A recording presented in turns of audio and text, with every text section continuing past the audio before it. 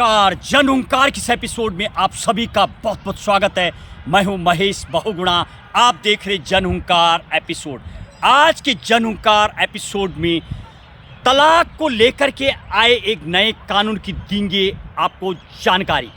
Delhi high court का मामला divorce के लिए मैंडेटरी नहीं होगा, 6 महीना 1 साल रुकना, ये डायरेक्टरी है न कि मैंडेटरी है। और बताएंगे आपको क्या है नो फॉल्ट थ्योरी, क्या कहता है Hindu marriage act section 13B और सेक्शन 14 क्या कहता है, विस्तृत देंगे आपको जानकारी।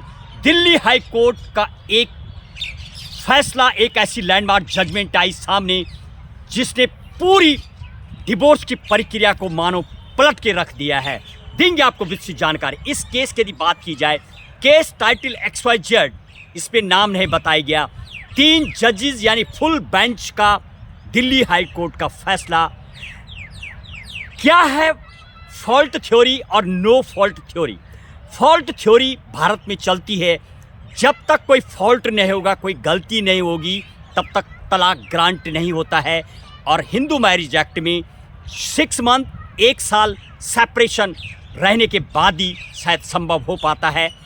सेक्शन 13B(1) में जो केस फाइल होता है तलाक का, और इस केस की यदि बात की जाए, और फॉल्ट थ्योरी और नो फॉल्ट थ्योरी, विदेशों में ऐसे अनेक ऐसे देश हैं जहां पर कोई फॉल्ट की आवश्यकता नहीं होती है। दोनों सीधे एक एप्लीकेशन बनाते हैं, म्यूचुअल कंसेंट करके दोनों एग्री हो जाते हैं। कोई 6 मंथ 1 साल कुछ भी गलती, कोई भी एलिगेशन नहीं लगाना होता है और दोनों एग्री हो जाते हैं और तलाक आसानी से हो जाता है। लेकिन भारत की बात करूं, कई साल लग जाते हैं, यहाँ तक कि 24 साल, 26 साल और 33 साल बाद कई तलाक हुए हैं। हैरान कर देती है सब चीज़ें।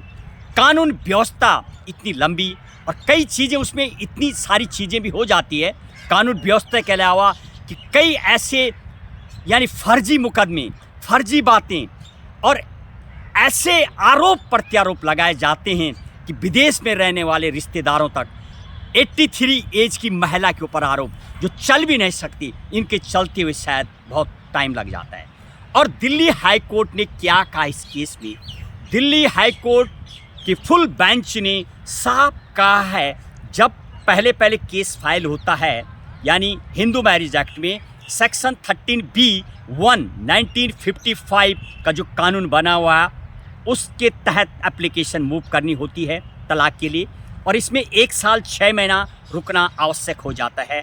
लेकिन अभी जो हाई कोर्ट का फैसला है फुल बेंच का, उसमें कोर्ट ने कहा है कि मैंडेटरी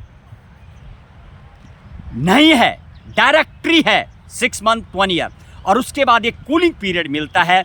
कूलिंग पीरियड भी होगा समाप्त, आवश्यक नहीं होगा। यदि दोनों म्यूचुअल अंडरस्टैंडिंग के साथ एग्री हो जाते हैं तो तुरंत मिलेगा तलाक। अब प्रश्न इस बात का, क्या डिवोर्स होने के बाद दोनों यानी कई सालों बाद दोबारा शादी भी कर सकती क्या? मेरी टीम ने जब कई जगह पर इस जांच पड़ताल की कोशिश की, पूर्व में ऐसा भी एक पुलिस वाले का और कई ऐसे केस भी नज़र आए, कई तलाक होने के बाद भी दोबारा दोनों की रहने लग गए और दोबारा से मानो शादी संभव हो पाई।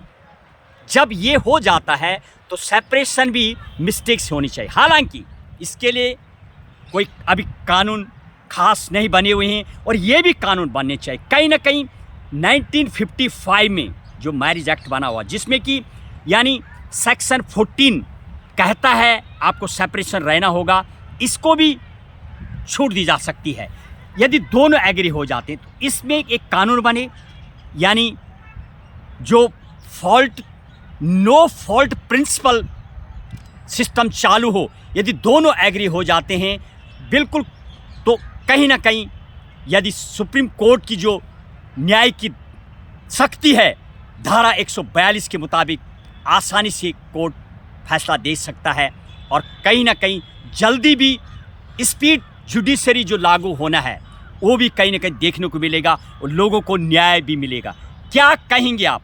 क्या यहाँ पर भी नो फॉल्ट थ्योरी जैसा, यानी नो फॉल्ट यह म्यूचुअल अंडरस्टैंडिंग, म्यूचुअल कंसेंट कानून बन सकता है तो शायद कहीं ना कहीं जो मौतें और इसमें जो कई फर्जी मुकदमे देखे जाते हैं उनमें भी शायद निजात पाया जा सकता है।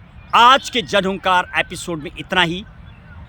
हालांकि हाई कोर्ट ने साफ किया है हर एक मामले में ये संभव नहीं होगा, लेकिन यदि न्यायपालिका को लगता है तो कूलिंग पीरियड से लेकर के सेक्शन 14 में जो 1 साल 6 महीने का रुकने का प्रावधान है सेपरेशन का, उसको भी छूट दी जा सकती है। बस आज के जनहुंकार एपिसोड में इतना ही। इंतजार कीजिए अगले एपिसोड का। जय हिंद, जय भारत।